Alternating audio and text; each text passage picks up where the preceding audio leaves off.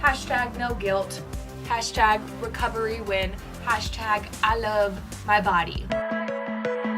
Some kind of magic, you came into my life. Hello citizens of YouTube, my name is Nightingale and thank you so much for clicking on my video. Now it is National Eating Disorder Awareness Week, so I thought it would be appropriate to make a video bringing awareness to eating disorders.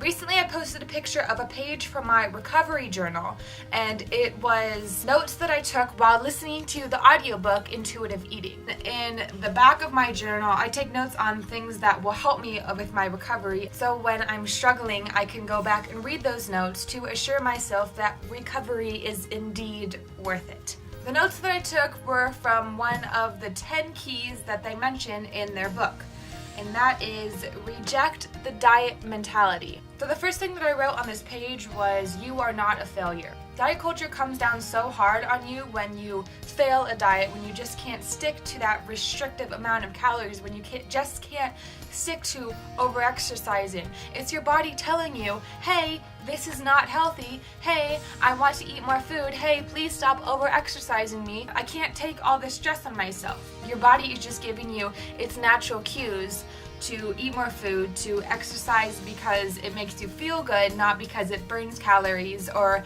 makes you skinny. I used to be so focused on fitting into society's fucked up standards of beauty, and once I got there, I was not happy. I was so focused on food. I could not stop thinking about food all the time, and I mean, I still think about food all the time.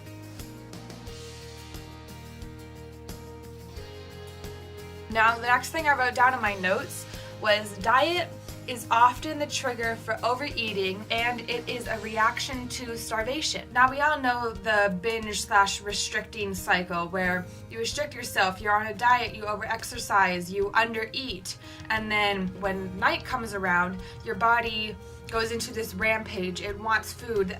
It wants to make up for all the food that you should have been eating during the day. So in turn, you overeat until you're incredibly stuffed. I used to suffer from this cycle a lot. Now I'm just in the binge/accepting phase because my body is going through recovery. It is 10:53 in the morning and I've probably already eaten around 1,000 calories, 2,000 calories maybe, because I just ate a shiz ton of almond butter, and I'm not guilty. I feel great. It's compensating for the calories that I didn't eat while I was in my eating disorder mindset. Now, the next thing that I wrote was, learn to trust your inner cues. During my eating disorder, I kind of messed up the hunger and fullness cues, so I can't fully listen to them now because I'm still getting used to what fullness feels like and what hunger feels like, because in my eating disorder, I would always ignore that hunger cue. There's this thing called extreme hunger, which I'm going through right now. I'll do another separate video on this to go into more detail. In your eating disorder mindset, you might think of extreme hunger as a binge, and then the next day feeling guilty, and then restricting, and then at night binging again. But in eating disorder recovery, it's not a binge. It's your body telling you, I need more food, I need to repair my organs, I need to build more muscle up, I need to help my bones get stronger, I need to repair your brain. I'm starting to trust my body and accept that it knows what it's doing, and if it needs more food, even though I've eaten 3,000 calories today, I'm gonna give it more food because it's making up for all the calories I didn't eat during my eating disorder. Now, the next thing, and probably one of the most important things that I wrote down, was stop following diet rules. This also relates to eating disorders. Stop following eating disorder rules. Whatever your eating disorder rules are, let them go. When you know you have a disordered thought, realize that it is your eating disorder trying to work against your body healing itself. I want you to take that thought, and I want you to replace that thought with a healthy thought. So my disordered thoughts right now were,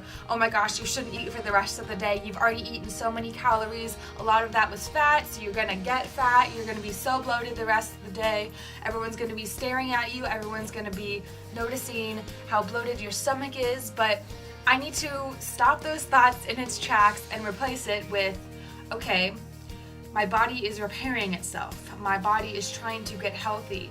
I know I'm going to get bloated and I need to just accept it, because the more I eat now, the faster my body will heal, and the sooner I won't be bloated after everything I eat, the sooner I don't have to eat 2,000 calories before noon, the sooner I can start living a fuller and healthier life.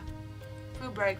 I've already eaten so much food today, and it's not even noon, but I'm still hungry, so I'm gonna keep eating some more food. Because food is good, food is yummy, and I need food to be healthy. And this is really good though.